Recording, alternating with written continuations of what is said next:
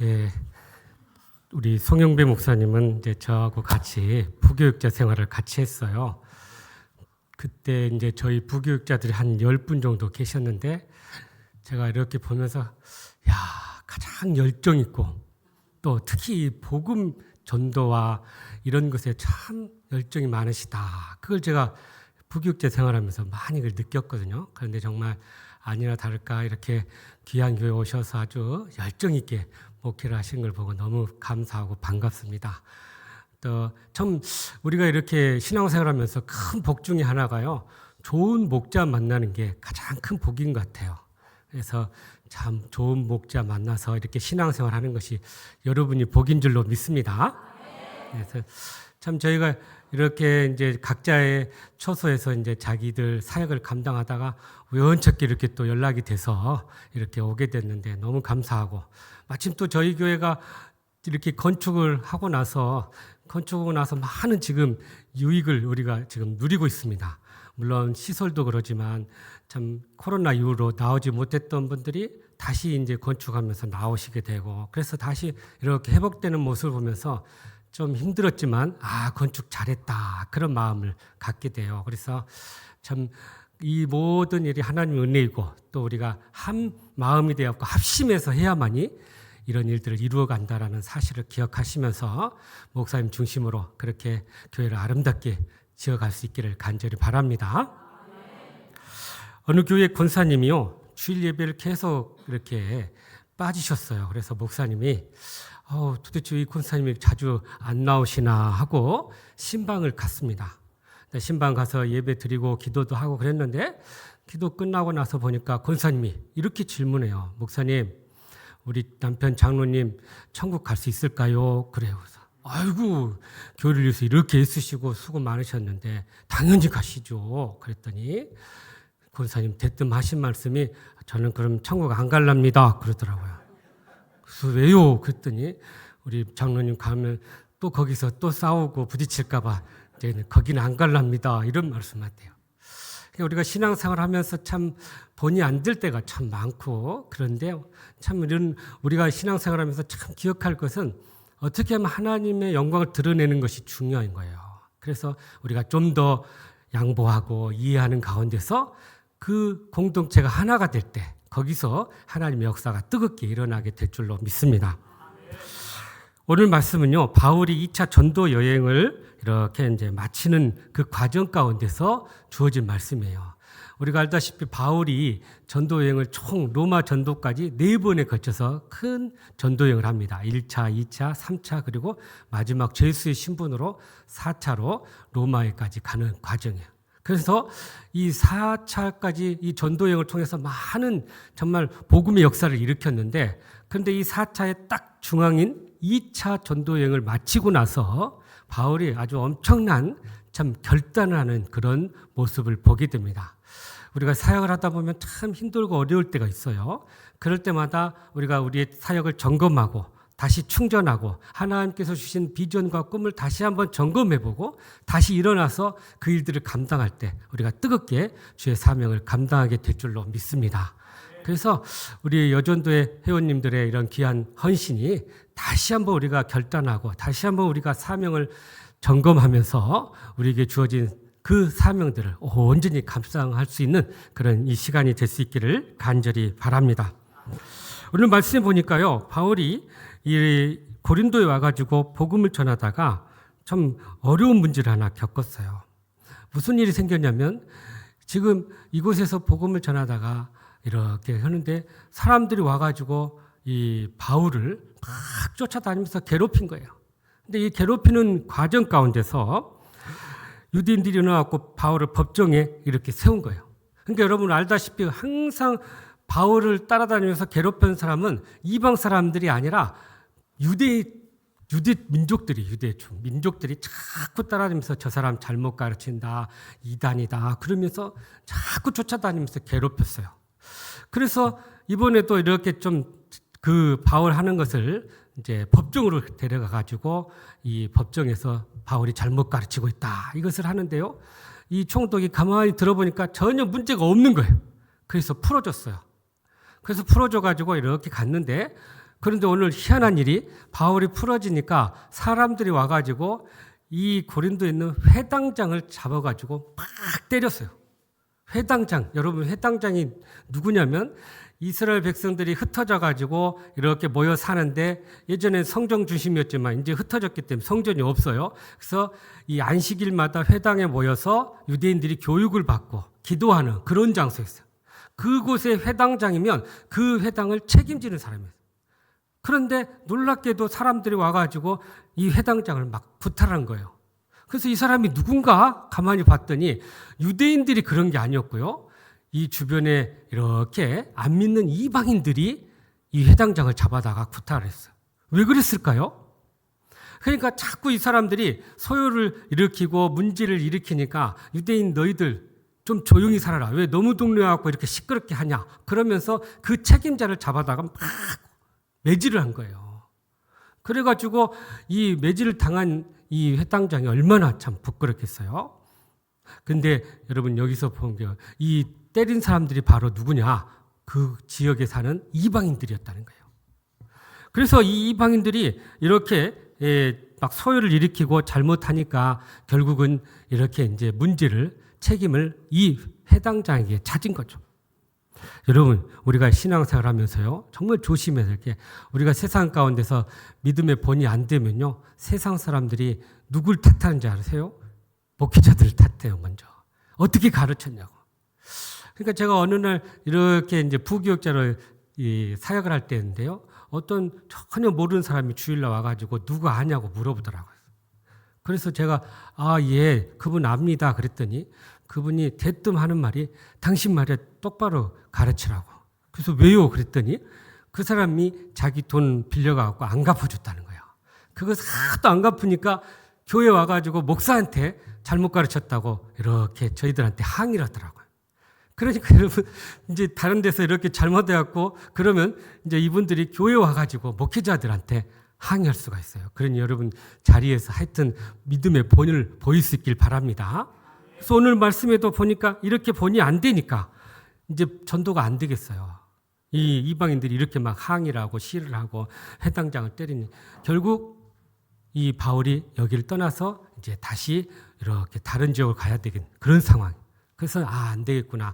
이제 2차 전도여행을 마치고 다시 안디옥과 예루살렘을 돌아가야 되겠다 하면서 돌아보는 그 시간에 바울이 헌신을 다시 한번 다짐하면서 오늘 우리에게 주신 말씀이에요. 바로 이 말씀이에요. 그래서 여러분들에게도 특별히 여전도의 헌신 예배니까 우리 여전도 회원들뿐만 아니라 우리 모든 성도님들도 다시 한번 신앙을 점검하고 재헌신하는 그런 시간이 될 수 있기를 간절히 바랍니다. 먼저 우리 18절 말씀을 다시 한번 읽어보죠. 시작. 날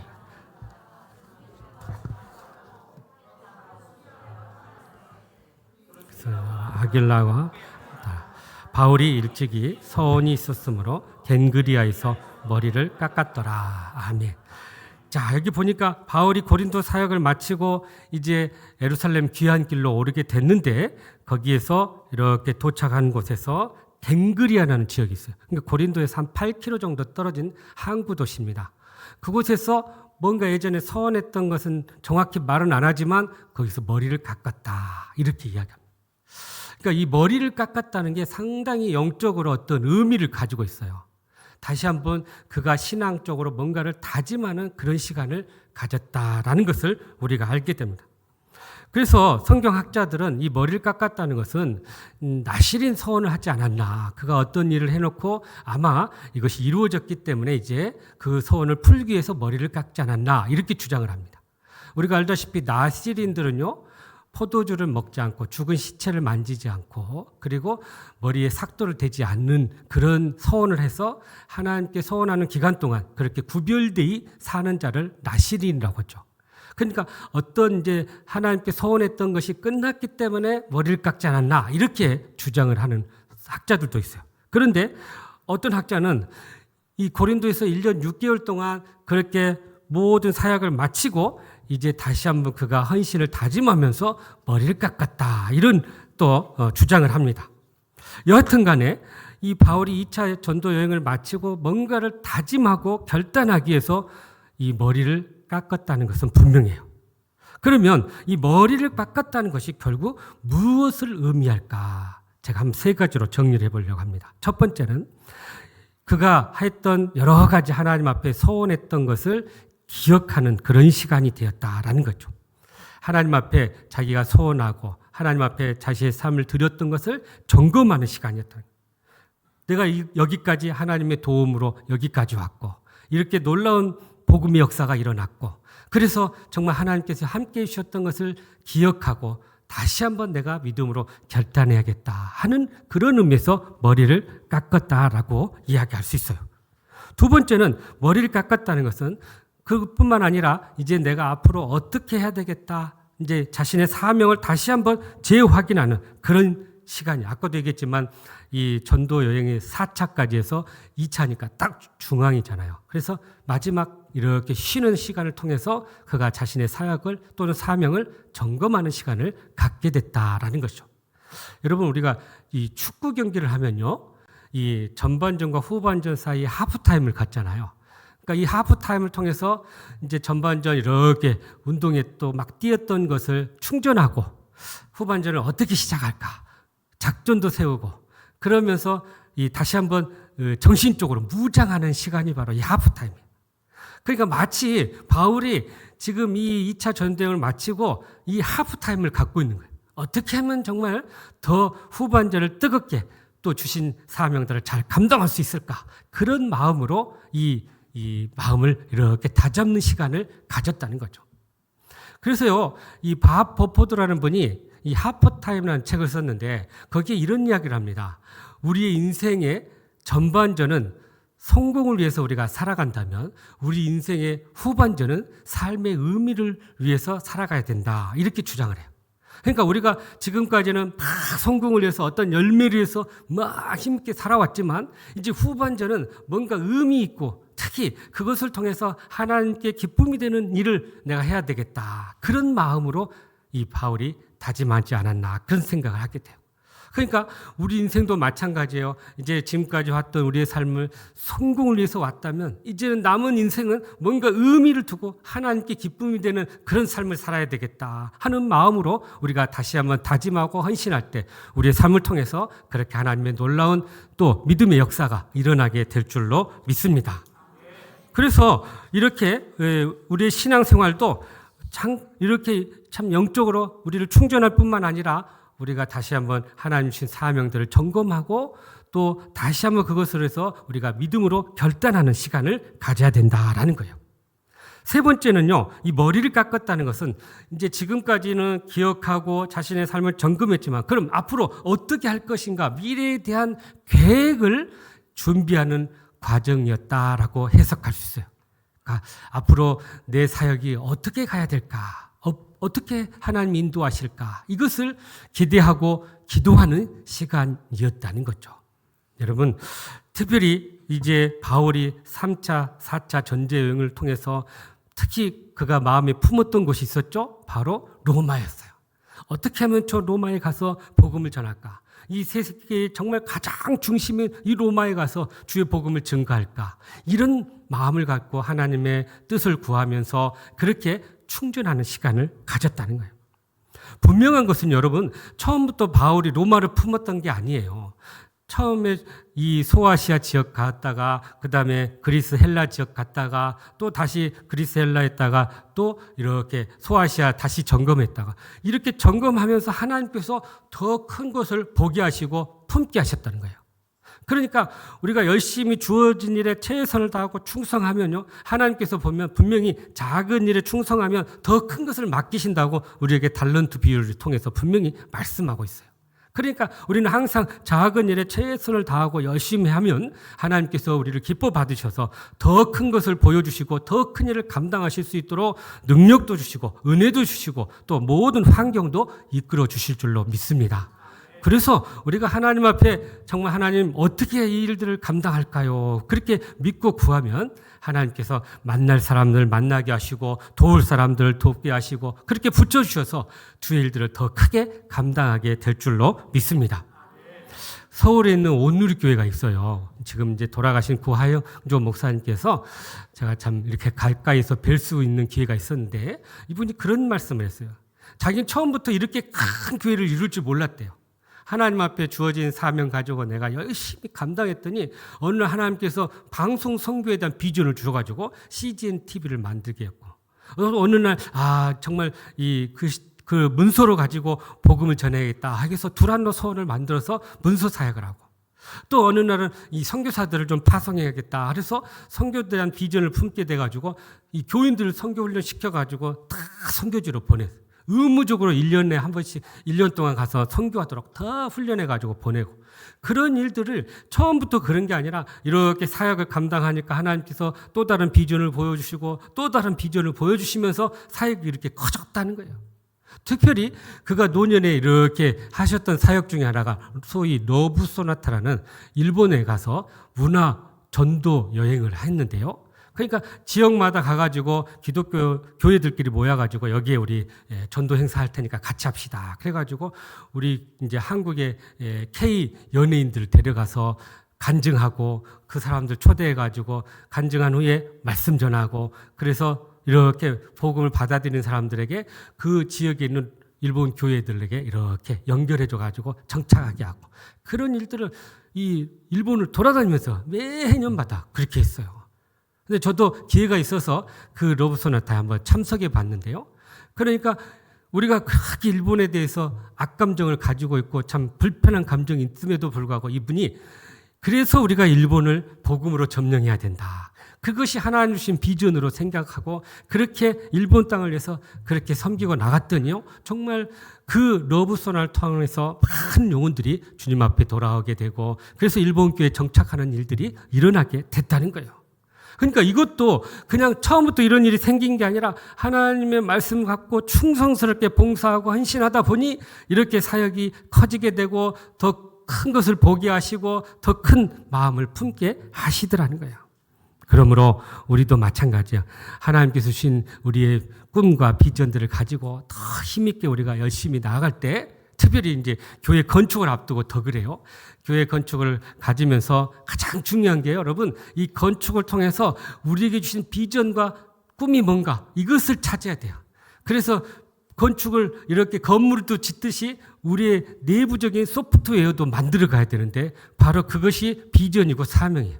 그래서 이 건축을 통해서 우리가 어떤 교회를 세울 것인가, 이 건축을 통해서 우리가 지역사회에 어떻게 또 선교에 어떻게 쓰임받을 것인가, 이 비전을 품을 때 하나님께서 우리 구암교회 건축에 함께 하시고 놀라운 믿음의 역사가 일어나게 될 줄로 믿습니다.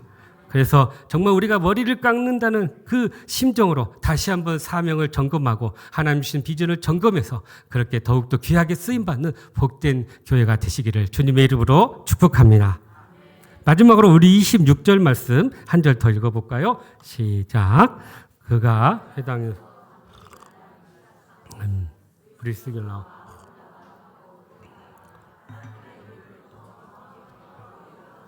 아멘. 자, 이게 보니까요. 바울과 함께 굉장히 바울의 수족 같은 역할을 했던 분이 바로 브리스길라와 아굴라였어요. 참, 이 바울의 정말 참 귀한 사역자이고 동역자들이에요. 이분들이 얼마나 바울을 위해서 애쓰냐면 로마서에 보면 바울의 목숨까지도 바울을 위해서 자신들의 목을 내어놓을 정도로 아주 헌신적으로 바울을 도운 자들이었어요.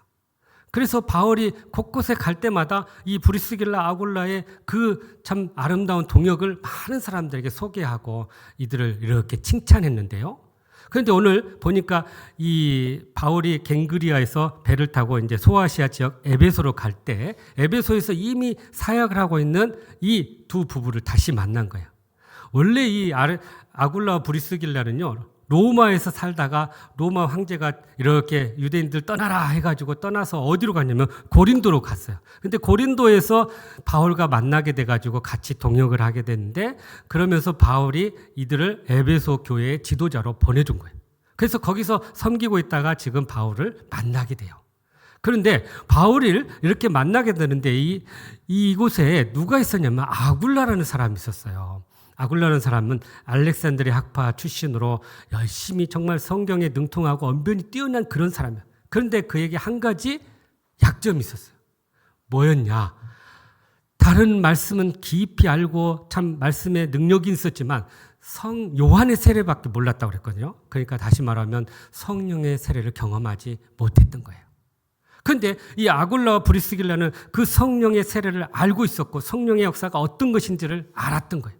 그래서 이 아굴라를 조용히 불러가지고, 이분도 사실은 목회자거든요. 그래서 이 아굴라에게 성령의 그러한 능력과 역사를 다 소개해 주고, 그래서 그것을 알게 하고 성령의 사역을 하도록 도왔던 분이에요. 여러분, 여기서 우리가 중요한 것은요, 우리 목회자들이 다 훈련받고 여기까지 왔다 할지라도 다 완벽하지는 못해요. 뭔가 부족한 부분이 있어요. 그러면 우리는 그것을 보고 어떻게 해야 되냐? 목사님의 저 부족함을 어떻게 채워드릴까? 어떻게 내가 저것을 보완해드릴까? 이런 심정으로 우리가 동역을 해야 한다는 거예요. 근데 많은 경우에 한국교회 미숙한 성도들은 목회자들의 그 부족함을 보면서 막 그걸 험담을 하고 들춰내고, 그러니 교회가 분란이 일어나고 갈등이 일어나는 거예요. 그래서 우리는 항상 부족한 모습을, 목회자들의 모습을 볼 때마다 이것은 하나님이 내가 저 목사님의 부족함을 채워드리라고 하는구나, 보완하라고 하시는구나, 그걸 깨닫고 우리가 이것을 보완해 나가야 돼. 그럴 때 그것을 통해서 완벽한 팀워크를 이루게 되고, 그래서 성령의 역사가 뜨겁게 일어나게 될 줄로 믿습니다. 제가 보기에 우리 송 목사님은 부족한 게 없어요. 정말 아주 훌륭한 목사님이에요. 그럼에도 불구하고 혹시라도 조그마한 허물들이 있다 할지라도 여러분 어떻게 하라고요? 이건 내가 저 목사님의 부족함 보완해 줘야 되겠다, 채워줘야 되겠다, 그런 마음으로 우리가 같이 동역할 때 거기서 놀라운 동역의 역사가, 또 놀라운 믿음의 역사가 일어나게 될 줄로 믿습니다. 그럴 때 교회가 뜨겁게 부흥하게 되고요. 그래서 건축을 통해서도 그러고요. 모든 것이 우리가 앞으로 해나가려면 바로 이렇게 서로 합력하고 보완하고 서로 동역할 때 이 일들이 일어나게 된다는 거예요. 먼저 저희들이 건축해 보니까 그래요. 일단은 당회원들이 정말 하나가 돼야 되었고, 왜냐하면 참 건축하다 보면 수많은 얘기가 나와요. 이건 이렇게 합시다, 저건 저렇게 합시다. 근데 이것을 누구 말을 듣고 이렇게 하기가 쉽지가 않아요. 그래서 우리가 당회원들이 한 마음을 품고 같이 목사님 중심으로 해나가야 돼요. 그래야만이 사탄이 이렇게 방해를 하질 않아요. 그래서 그렇게 하나가 되고 보완해주고 서로 협력할 때 이 교회를 통해서 그렇게 하나님의 놀라운 믿음의 역사가 일어나게 될 줄로 믿습니다. 그래서 정말 우리 모든 성도님들이 목사님과 중심으로 아름답게 교회 건축해가지고 이 지역사회와 또 한국교회에 큰 정말 모범이 되고 하나님께 영광 크게 올려드리는 그런 복된 교회가 될 수 있기를 주님의 이름으로